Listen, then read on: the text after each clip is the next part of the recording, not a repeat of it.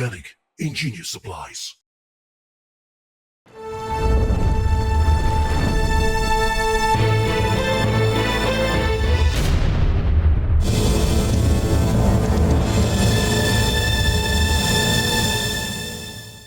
What's up, Spikes? Welcome back to the second game of the Dash Goliath Gauntlet. If you haven't seen the first episode, you should definitely go check that out before watching this one. Actually, watch this one in its entirety, then watch the previous one, then watch this one again. Then it'll all make sense.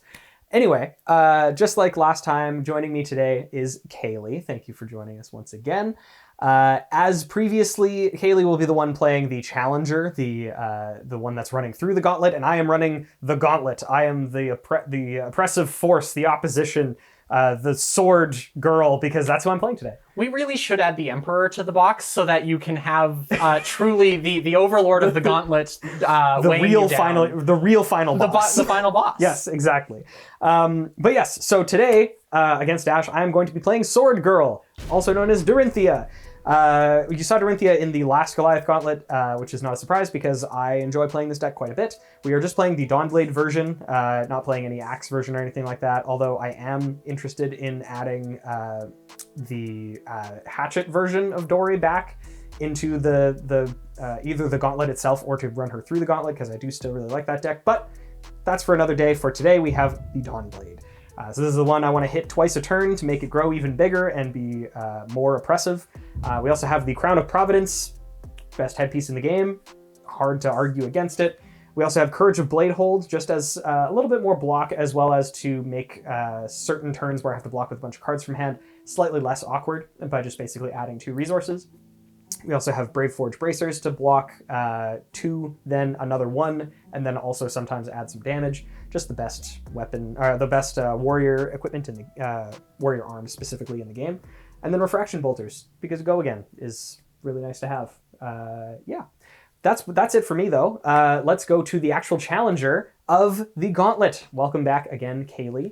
Hi, I'm Cayleigh, and today I am playing Dash Database through the Goliath Gauntlet. Dash is a mechanologist hero that doesn't really play like the other mechanologists. She more kind of plays like a wizard. So of course she appealed immediately to me as soon as I got to, at the pre-release I got to try the deck out. There were some pro quests, I got to draft the deck a little bit, and immediately fell in love with the playstyle, the strategy, love it so much. But what makes this kind of like a wizard, you may be asking?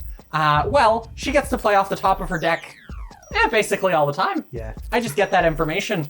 And then if it's an item, I get to play it off of the top. It's so wonderful. It does cost a little extra, but you know, trade-offs. When you're paying for quality. You just get so much information and you gotta trade off somewhere, right? Exactly. I gave a full, more in-depth description of how this deck how this functions in the first video. Check that out after this one, but you should be able to still pick up on how things kind of work. With Dash, we've got her Symbiosis shot that cares about items coming in, getting those steam counters, and it's just 2 free damage. If every item we play just gets 2 free damage, that seems like pretty good value. On top of that, we have our Crown of Providence, our Teklo Foundry Heart, the name of the movie, the Goliath Gauntlet, and our Achilles Accelerator. These equipment are pretty standard to all mechs. For the most part, you'll see 1 or 2 pieces kind of swap depending on who's playing what, but for the most part, this is a pretty standard Blitz mech layout. Yeah. With that, I won the die roll, but with that opportunity of potentially playing a free item on turn 0, I have elected for Bill to go first. We have our lovely Gamegenic Bastions holding our deck boxes. Yes. So let us crack into those and begin. All right. Well, good luck and have fun. As mentioned, I will be going first, and I'll be kicking off my first turn by pitching this red Overpower and just coming in with this Dawnblade for 3 damage. For 3 damage. For 3. I would like to block for 6 with a Spark of Genius and a Blue Sprocket Rocket. That certainly works. I have a reaction. I figured you might. I'm going to play the Sigil of Solace. Okay. And just gain 3 life. Reasonable. I have no further reactions. I'm glad. So I'm just going to move to the end of my turn. I'm going to Arsenal. Before the end of your turn, yes, I would like to play this Backup Protocol Red off of the top of my deck, pitching this red Boom Grenade. Okay. Which will come in. I will choose not to crank it, And because an item entered my Symbiosis Shot gets a counter. Excellent. I should remember to ask you if you have any effects at the end I of my do turn. get to do things at instant Yes, speed. so I should We're a be doing wizard, that. kind of. But I will be arsenaling one card in my hand and just passing over to you. Sounds good. Starting off this turn, my backup protocol will lose its beautiful little steam counter, but we maybe get to present new steam counters on the table by playing this yellow boom grenade off the top, pitching a yellow boom grenade to pay for it, with one resource left over floating. I will choose not to crank my boom grenade, so it's going to come in with its steam counter, and my Symbiosis Shot will get a second steam counter. You got it. Notably, even though I didn't crank, I didn't lose my action point because this was an instant off the top. Dash is cool. Dash is very cool. With that one action point that I do have, I'm simply going to just play a Teklo Core. Interesting. Which is going to come in with 2 steam counters. My Symbiosis Shot will get a third one. Okay. And because that doesn't have crank, I sadly can't be fancy about it. So we will just arsenal this card in our hand and pass back to you.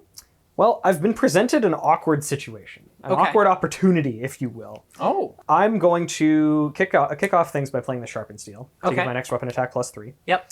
Then I'm going to pitch this Blue Warrior's Valor to play a Steelblade Supremacy. Okay. Targeting my Dawnblade. Yep. That leaves me with 2 resources floating. I'm going to go down to 1 resource floating to play a second Steelblade Supremacy, targeting my Dawnblade. Yep. Then I would like to attack with this Dawnblade for 10 total. It does not have Go again, but if it hits, I will draw 2 cards. No blocks. No blocks. As an attack, or it's not an attack reaction, so I will say that's totally fine. I'll take 10. So that'll hit. Refraction Bolters will trigger. I will choose to give the attack Go again, and I will draw 2 cards. I will pitch this Glistening Steel Blade to activate Braveforge Bracers to get it +1 attack. Yep. Then using my last floating, that's no longer effect, but these still are. Yep. So I will use my last floating resource to attack in for 8. When it hits, I draw 2 cards. I will block for 4, choosing not, I will crown this card. Okay. Well, I will still do this for the damage. Okay. I'm going to pitch this other Glistening Steel Blade to Out for Blood to bump it by 3. So I go to 1. You go to 1. Okay. And I will draw 2 cards. Yep. Which is not quite as relevant because I am just going to arsenal one of them. Sure. And then pass the turn over to you. Start of my turn. This boom grenade loses its counter. Yes. This backup protocol goes away. Yes. And my Teklo Core goes down to 1, but gives me 2 resources. Yes. So many things. In fact, so many things. We're going to kick this party off by spending one of those resources to play a High Octane. Okay. Drawing me a card. Okay. Because this deck loves to present us information all of the time, this High Octane drawing me a card actually let me see the next card, which is this autosave script, which we are going to use this 1 floating resource to play off the top. Choosing to crank it, so I will end up with, now I have 2 action points, and this will go to 4 counters. Now we get more information. Something we can't, not something we immediately care about this time. So that's okay.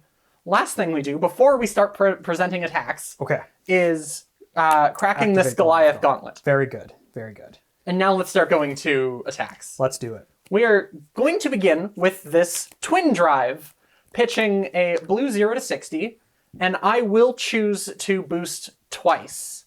Okay. Which only gives, doesn't give me Go Again twice, but because of High Octane, does give me 2 action points. Yes. And we are boosting away a BIOS update and a yellow T-Bone. This Twin Drive is coming in for 7. Go Again. On hit, it'll go to the bottom, and I have a Boom Grenade. Very interesting. I will choose to block for a total of 8. Okay. With Courage of Bladehold and 2 cards from hand. I will follow that up with looking at what's on top of my deck again, and then presenting you this red T-Bone boosting, this BIOS update, going up to now 5 action points. Interesting. So I will have to block with one of my pieces of equipment, and I will block with the Braveforge Bracers, and I think I'm not blocking with anything else. This Boom Grenade will trigger, but I think that's fine. So I will take a total of 4 damage. Yeah, 1 from the T-Bone, and then 3 from the Boom Grenade. Okay, so I will take 4 and go to 19. Okay. I will then follow that up by shooting you with my gun once. So, okay, from 5 action points down to 4 action points, and then 4 steam counters down to 3 to shoot you with gun for 2. I will block for 3 with overpower. Okay, next I will do this again, going to 3 action points and 2 steam counters on my gun. Shoot you for another 2. I will take 2, go to 17. I would like to do that again. I will take 2, go to 15. I would like to do that one more time. I will take 2, go to 13. And then I would like to pitch this twin drive to present you this maximum velocity. I will take 10, going Yay! to 3.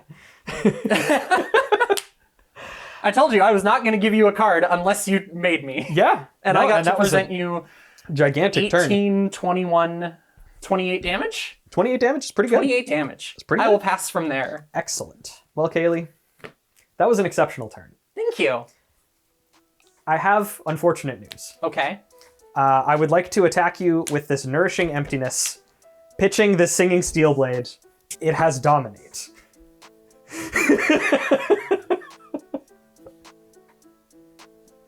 Really couldn't just give me that satisfaction, hey? Had to give me a 28 damage turn and say, it doesn't matter, you're dead either way.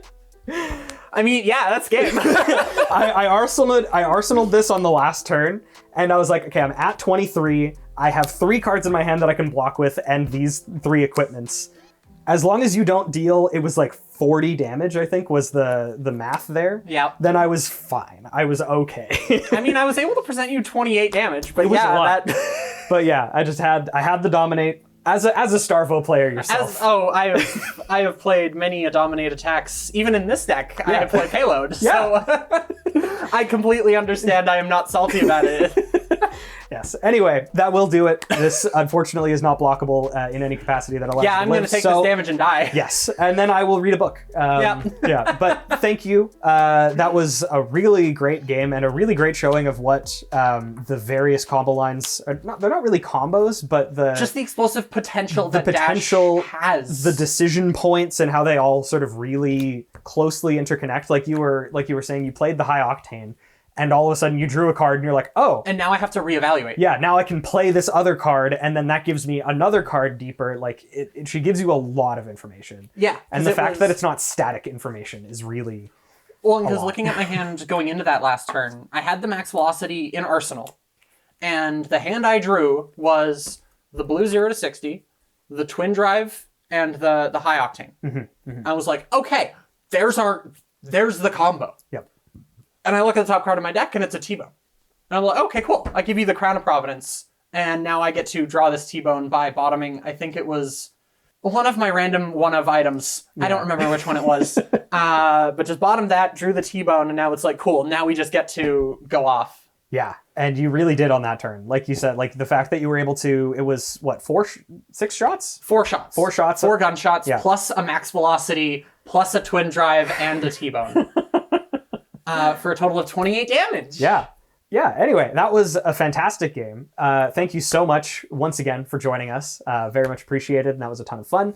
Thank you at home, the viewer, for hanging out with us and watching this game with us. I hope you enjoyed it as much as we enjoyed playing it. Stay well, stay safe, and we'll catch you all in the next episode. Hey, thanks for checking out the Spike Feeders on YouTube. Before you close the window, make sure you click subscribe for more great Flesh and Blood content.